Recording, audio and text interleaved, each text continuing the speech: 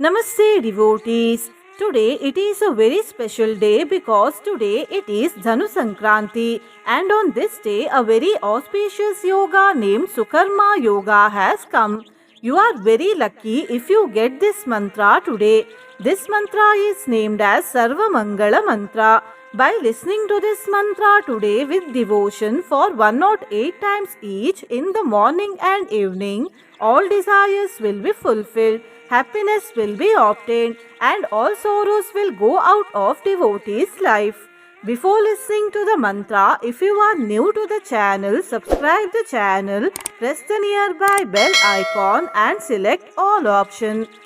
सर्वमङ्गलदासन्तो वदन्ति सर्वमङ्गलदां सर्वमङ्गलमाङ्गल्या सर्वमङ्गलरूपिणी सर्वमङ्गलदासन्तो वदन्ति सर्वमङ्गलदां सर्वमङ्गलमाङ्गल्या सर्वमङ्गलरूपिणी सर्वमङ्गलदासन्तो वदन्ति सर्वमङ्गलदां सर्वमङ्गलमाङ्गल्या सर्वमङ्गलरूपिणी सर्वमङ्गलदासन्तो वदन्ति सर्वमङ्गलदां सर्वमङ्गलमाङ्गल्या सर्वमङ्गलरूपिणी सर्वमङ्गलदासन्तो वदन्ति सर्वमङ्गलदां सर्वमङ्गलमाङ्गल्या सर्वमङ्गलरूपिणी सर्वमङ्गलदासन्तो वदन्ति सर्वमङ्गलदां सर्वमङ्गलमाङ्गल्या सर्वमङ्गलरूपिणी सर्वमङ्गलदासन्तो वदन्ति सर्वमङ्गलदां सर्वमङ्गलमाङ्गल्या सर्वमङ्गलरूपिणी सर्वमङ्गलदासन्तो वदन्ति सर्वमङ्गलदां सर्वमङ्गलमाङ्गल्या सर्वमङ्गलरूपिणी सर्वमङ्गलदासन्तो वदन्ति सर्वमङ्गलदां सर्वमङ्गलमाङ्गल्या सर्वमङ्गलरूपिणी सर्वमङ्गलदासन्तो वदन्ति सर्वमङ्गलदां सर्वमङ्गलमाङ्गल्या सर्वमङ्गलरूपिणी सर्वमङ्गलदासन्तो वदन्ति सर्वमङ्गलदां सर्वमङ्गलमाङ्गल्या सर्वमङ्गलरूपिणी सर्वमङ्गलदासन्तो वदन्ति सर्वमङ्गलदां सर्वमङ्गलमाङ्गल्या सर्वमङ्गलरूपिणी सर्वमङ्गलदासन्तो वदन्ति सर्वमङ्गलदां सर्वमङ्गलमाङ्गल्या सर्वमङ्गलरूपिणी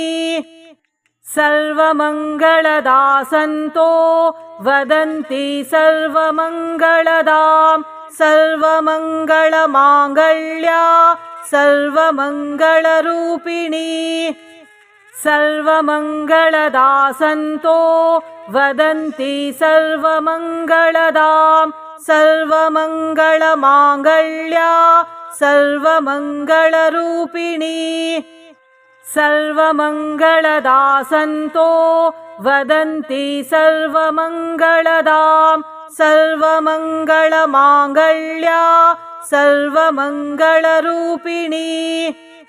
सर्वमङ्गलदासन्तो वदन्ति सर्वमङ्गलदां सर्वमङ्गलमाङ्गल्या सर्वमङ्गलरूपिणी सर्वमङ्गलदासन्तो वदन्ति सर्वमङ्गलदां सर्वमङ्गलमाङ्गल्या सर्वमङ्गलरूपिणी सर्वमङ्गलदा सन्तो वदन्ति सर्वमङ्गलदां सर्वमङ्गलमाङ्गल्या सर्वमङ्गलरूपिणी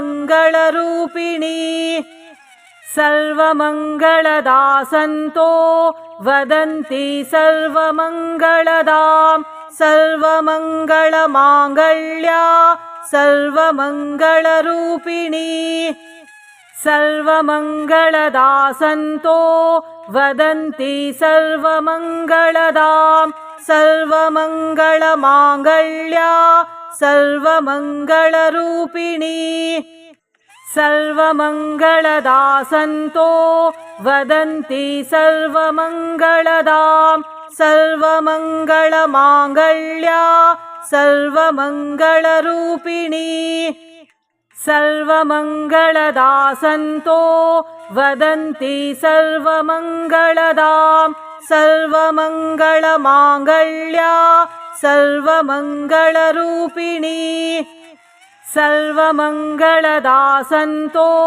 वदन्ति सर्वमङ्गलदां सर्वमङ्गलमाङ्गल्या सर्वमङ्गलरूपिणी सर्वमङ्गलदा सन्तो वदन्ति सर्वमङ्गलदां सर्वमङ्गलमाङ्गल्या सर्वमङ्गलरूपिणी सर्वमङ्गलदा सन्तो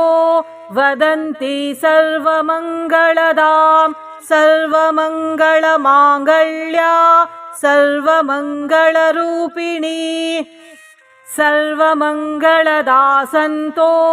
वदन्ति सर्वमङ्गलदां सर्वमङ्गलमाङ्गल्या सर्वमङ्गलरूपिणी सर्वमङ्गलदा सन्तो वदन्ति सर्वमङ्गलदां सर्वमङ्गलमाङ्गल्या सर्वमङ्गलरूपिणी सर्वमङ्गलदा सन्तो वदन्ति सर्वमङ्गलदां सर्वमङ्गलमाङ्गल्या सर्वमङ्गलरूपिणी सर्वमङ्गलदा सन्तो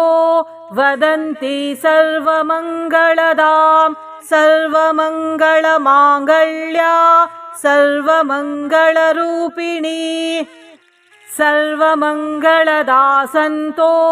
वदन्ति सर्वमङ्गलदां सर्वमङ्गलमाङ्गल्या सर्वमङ्गलरूपिणी सर्वमङ्गलदा सन्तो वदन्ति सर्वमङ्गलदां सर्वमङ्गलमाङ्गल्या सर्वमङ्गलरूपिणी सर्वमङ्गलदा सन्तो वदन्ति सर्वमङ्गलदां सर्वमङ्गलमाङ्गल्या सर्वमङ्गलरूपिणी सर्वमङ्गलदा सन्तो वदन्ति सर्वमङ्गलदां सर्वमङ्गलमाङ्गल्या सर्वमङ्गलरूपिणी सर्वमङ्गलदा सन्तो वदन्ति सर्वमङ्गलदां सर्वमङ्गलमाङ्गल्या सर्वमङ्गलरूपिणी सर्वमङ्गलदा सन्तो वदन्ति सर्वमङ्गलदां सर्वमङ्गलमाङ्गल्या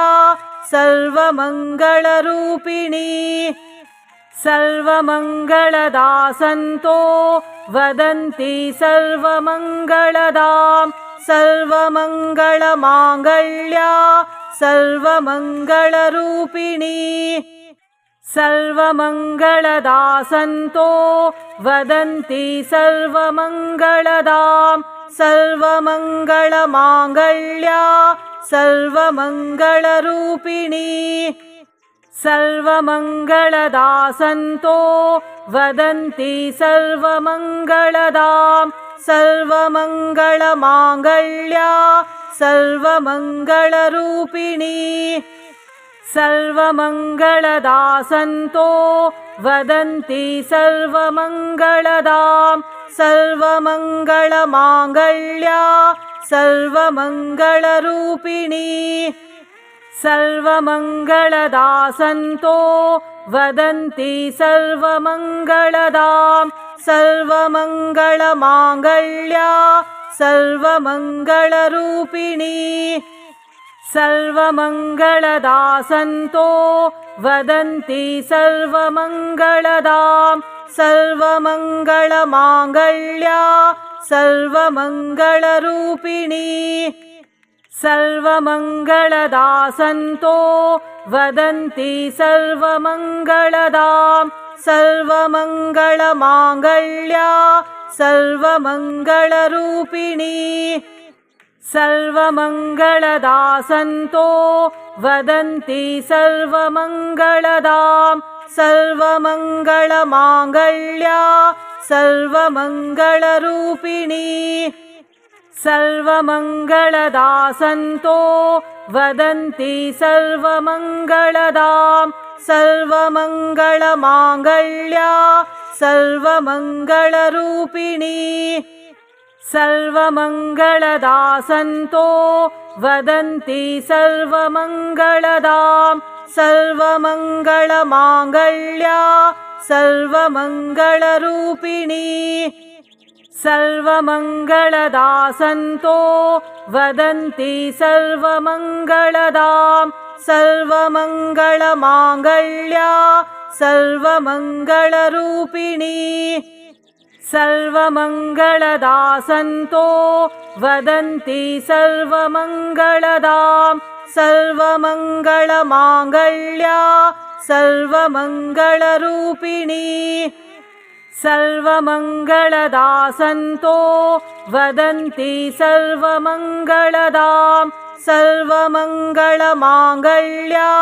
सर्वमङ्गलरूपिणी सर्वमङ्गलदा सन्तो वदन्ति सर्वमङ्गलदां सर्वमङ्गलमाङ्गल्या सर्वमङ्गलरूपिणी सर्वमङ्गलदा सन्तो वदन्ति सर्वमङ्गलदां सर्वमङ्गलमाङ्गल्या सर्वमङ्गलरूपिणी सर्वमङ्गलदा सन्तो वदन्ति सर्वमङ्गलदां सर्वमङ्गलमाङ्गल्या सर्वमङ्गलरूपिणी सर्वमङ्गलदा सन्तो वदन्ति सर्वमङ्गलदां सर्वमङ्गलमाङ्गल्या सर्वमङ्गलरूपिणी सर्वमङ्गलदा सन्तो वदन्ति सर्वमङ्गलदां सर्वमङ्गलमाङ्गल्या सर्वमङ्गलरूपिणी सर्वमङ्गलदा सन्तो वदन्ति सर्वमङ्गलदां सर्वमङ्गलमाङ्गल्या सर्वमङ्गलरूपिणी सर्वमङ्गलदा सन्तो वदन्ति सर्वमङ्गलदां सर्वमङ्गलमाङ्गल्या सर्वमङ्गलरूपिणी सर्वमङ्गलदा सन्तो वदन्ति सर्वमङ्गलदां सर्वमङ्गलमाङ्गल्या सर्वमङ्गलरूपिणी सर्वमङ्गलदा सन्तो वदन्ति सर्वमङ्गलदां सर्वमङ्गलमाङ्गल्या सर्वमङ्गलरूपिणी सर्वमङ्गलदा सन्तो वदन्ति सर्वमङ्गलदां सर्वमङ्गलमाङ्गल्या सर्वमङ्गलरूपिणी सर्वमङ्गलदा सन्तो वदन्ति सर्वमङ्गलदां सर्वमङ्गलमाङ्गल्या सर्वमङ्गलरूपिणी सर्वमङ्गलदा सन्तो वदन्ति सर्वमङ्गलदां सर्वमङ्गलमाङ्गल्या सर्वमङ्गलरूपिणी सर्वमङ्गलदा सन्तो वदन्ति सर्वमङ्गलदां सर्वमङ्गलमाङ्गल्या सर्वमङ्गलरूपिणी सर्वमङ्गलदा सन्तो वदन्ति सर्वमङ्गलदां सर्वमङ्गलमाङ्गल्या सर्वमङ्गलरूपिणी सर्वमङ्गलदा सन्तो वदन्ति सर्वमङ्गलदां सर्वमङ्गलमाङ्गल्या सर्वमङ्गलरूपिणी सर्वमङ्गलदा सन्तो वदन्ति सर्वमङ्गलदां सर्वमङ्गलमाङ्गल्या सर्वमङ्गलरूपिणी सर्वमङ्गलदा सन्तो वदन्ति सर्वमङ्गलदां सर्वमङ्गलमाङ्गल्या सर्वमङ्गलरूपिणी सर्वमङ्गलदा सन्तो वदन्ति सर्वमङ्गलदां सर्वमङ्गलमाङ्गल्या सर्वमङ्गलरूपिणी सर्वमङ्गलदा सन्तो वदन्ति सर्वमङ्गलदां सर्वमङ्गलमाङ्गल्या सर्वमङ्गलरूपिणी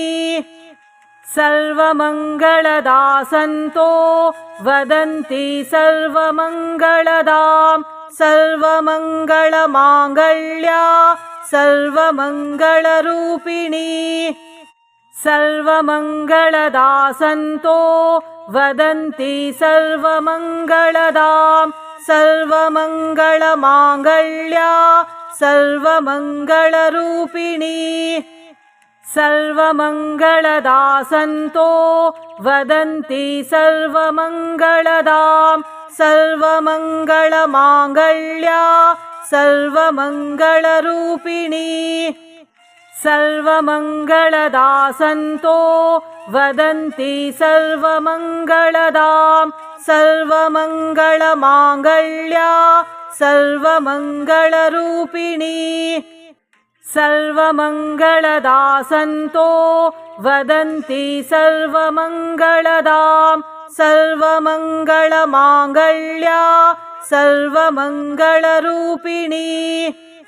सर्वमङ्गलदा सन्तो वदन्ति सर्वमङ्गलदां सर्वमङ्गलमाङ्गल्या सर्वमङ्गलरूपिणी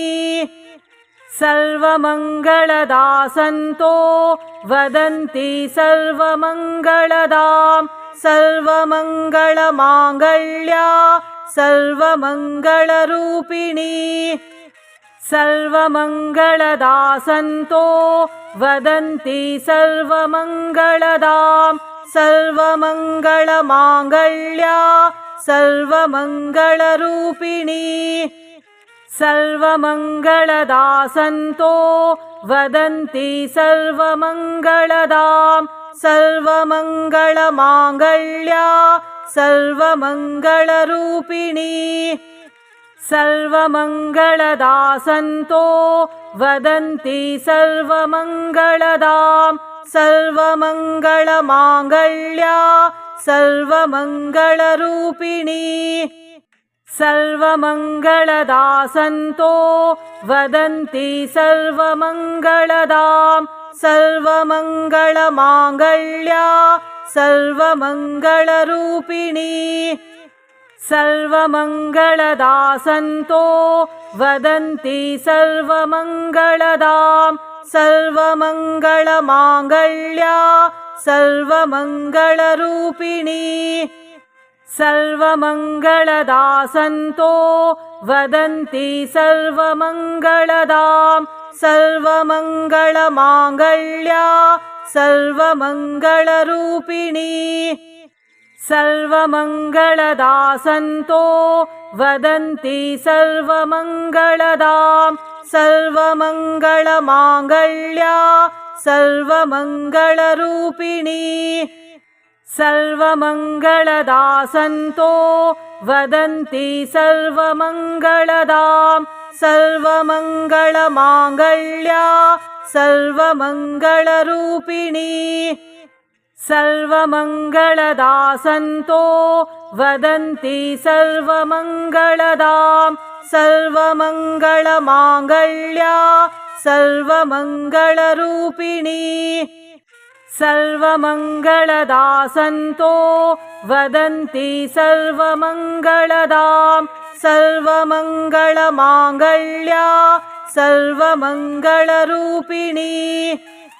सर्वमङ्गलदा सन्तो वदन्ति सर्वमङ्गलदां सर्वमङ्गलमाङ्गल्या सर्वमङ्गलरूपिणी सर्वमङ्गलदा सन्तो वदन्ति सर्वमङ्गलदां सर्वमङ्गलमाङ्गल्या सर्वमङ्गलरूपिणी सर्वमङ्गलदा सन्तो वदन्ति सर्वमङ्गलदां सर्वमङ्गलमाङ्गल्या सर्वमङ्गलरूपिणी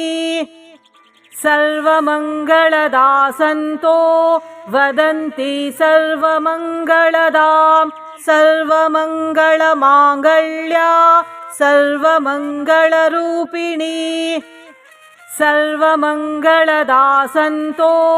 वदन्ति सर्वमङ्गलदां सर्वमङ्गलमाङ्गल्या सर्वमङ्गलरूपिणी सर्वमङ्गलदा सन्तो वदन्ति सर्वमङ्गलदां सर्वमङ्गलमाङ्गल्या सर्वमङ्गलरूपिणी सर्वमङ्गलदा सन्तो वदन्ति सर्वमङ्गलदां सर्वमङ्गलमाङ्गल्या सर्वमङ्गलरूपिणी सर्वमङ्गलदा सन्तो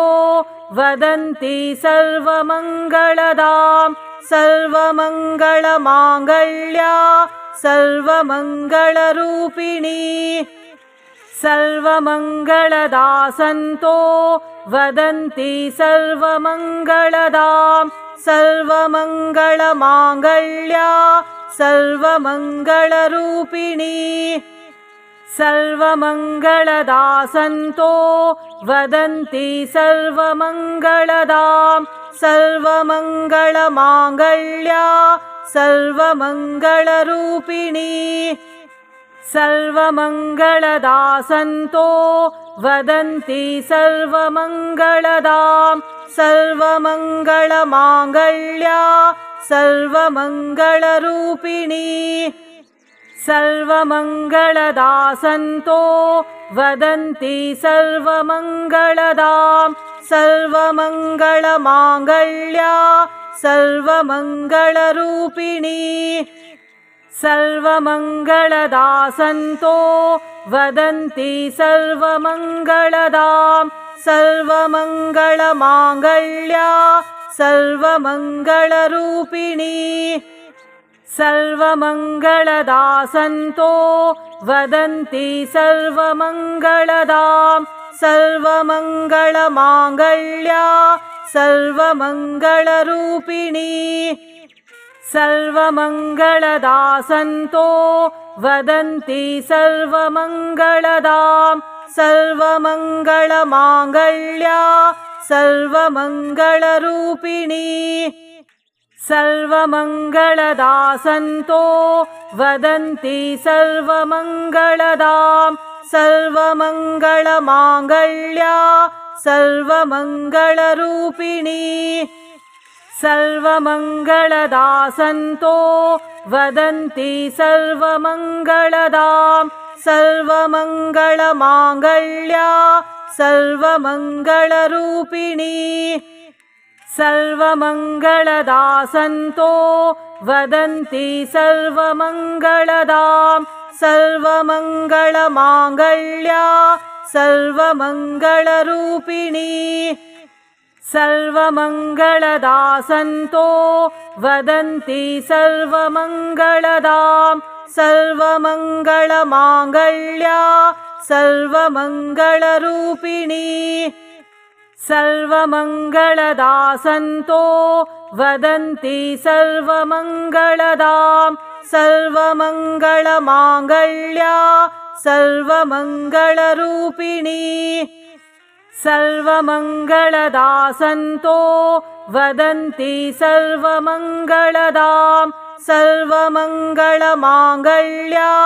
सर्वमङ्गलरूपिणी सर्वमङ्गलदा सन्तो वदन्ति सर्वमङ्गलदां सर्वमङ्गलमाङ्गल्या सर्वमङ्गलरूपिणी सर्वमङ्गलदा सन्तो वदन्ति सर्वमङ्गलदां सर्वमङ्गलमाङ्गल्या सर्वमङ्गलरूपिणी